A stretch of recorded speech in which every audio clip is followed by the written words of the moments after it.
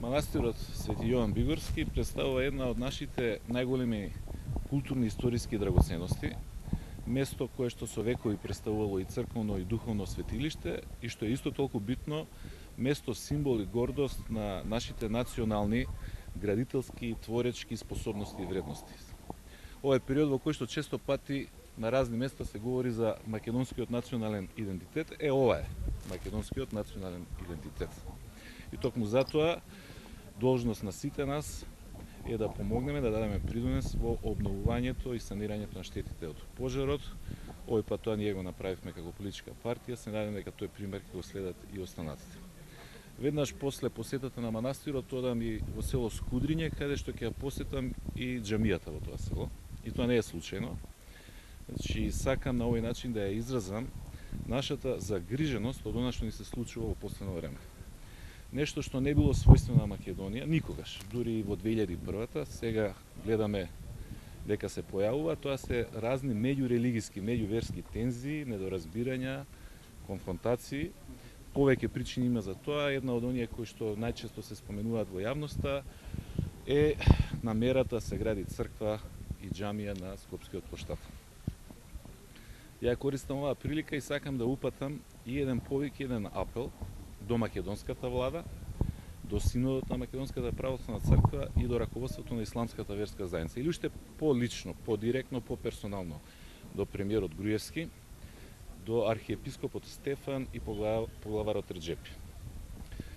Што предлагам? Наместо да се гради црква, наместо да се бара да се гради џамија на плоштадот во Скопје, директно со буџетски пари, со одлука која ќе биде донесена со консензус и од власта и од опозицијата, целосно финансиски да се поддржи реконструирањето на манастирот Свети Јован Бигорски и во исто време, без никакво одлагање или во етапи, туку веднаш да се пристапи кон обнова и реконструкција на патниот правец кон Дебар.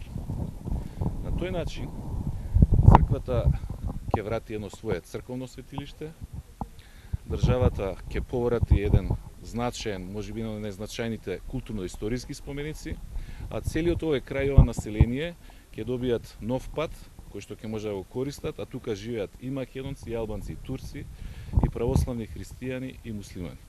Со други зборови, наместо да градиме нешто што ќе не раздвојува, што ќе предизвикува кавги и недоразбирање, дајте да градиме нешто сите заедно, што ќе не спојува, ќе не поврзува, што ќе ја зголемува меѓусебната дојорба. Уверен сум дека една ваква идеја, еден ваков проект и Господ ќе облагослови.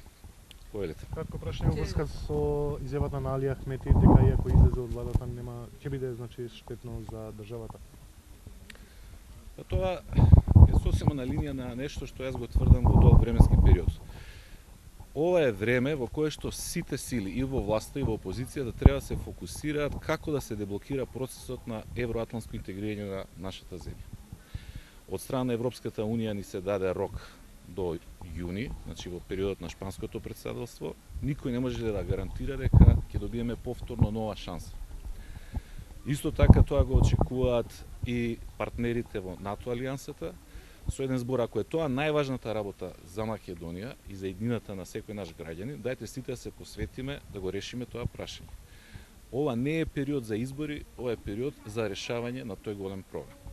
Ако изминат роковите кои што ни се дадени, можностите кои што ни се укажани и не се направи ништо, фала Богу за избори секогаш има време и може да се организираат потоа.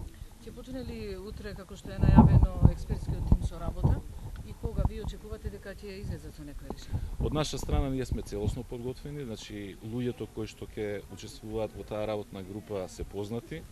Ние очекуваме само поканата од владеачката партија, бидејќи логично е од нивна страна да тргне иницијативата. Во истиот момент кога ќе биде закажана средба, ние ќе бидеме присутни со нашите ставови кои ќе ги образложиме. Јас се надевам дека ќе биде запазен оној рок кој што беше договорен на лидерската среда, а тоа е дека работната група треба да заврши во период од 2 недели. Потоа ќе можеме повторно да се собереме на ниво на председатели на партии и се надевам да постигнеме еден договор или еден консензус со кој што ќе одиме во процедура на промена на уставот. Коментар во врска со изјавата на Ахмети дека треба барем терен во Скопје. Па ја веќе еднаш претходно кажав, што се однесува до предлогот да се воведе Бадентеровиот принцип во одлучувањето во Уставниот суд, сметаме дека не е добар предлог. Бидејќи Бадентеровиот принцип има логика да се применува во институции кои што донесуваат политички одлуки, како што е Собранието на Република Македонија, како што се советите на општините, како што е Комитетот за меѓуетнички односи. Во Уставниот суд треба да се одлучува само по еден единствен критериум, дали донесен закон или пропис или одлука е во согласно со уставот или не е во согласно со уставот. Тука етничката припадност на членовите на Уставниот суд не смее да игра никаква улога. Туку само правото и експертност. Од тие причини, ќе повторам, сметаме дека тој предлог не е добар предлог. Она каде што оставаме одредена резерва низ контактите меѓу партиите да се расчисти е евентуално одлуките кои што се несуваат во судскиот совет со Бадентеров принцип, да речеме избор на одредени судии, да се применуваат и во случајот на разрешување на тие судии, што до овој момент не е случај.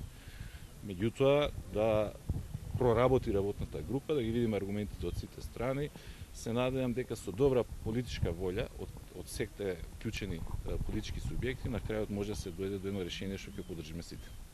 Благодарам многу. Не знам точно на кои случања ги има многу. Реакциите на ДУИ првенствено.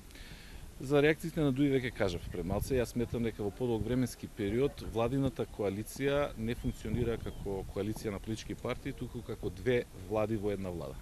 И тоа не е добро нити за државата, за граѓаните, за иднината, а не е добро ни за партиите кои што ја сочинуваат владината коалиција.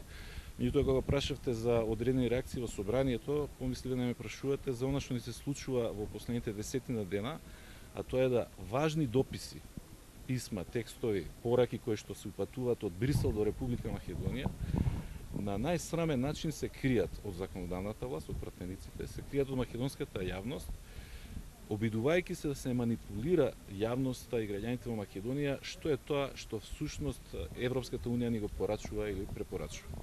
Тоа е најдобар доказ колкав е расчекорот помеѓу декларативната заложба на владата дека се залагаат за членство во Европската унија и од друга страна однесувањето кое што е во сосема спротивна насока и не оддалечува од таа цел која што ја имаат и ја поддржуваат најголем дел од нашите граѓани.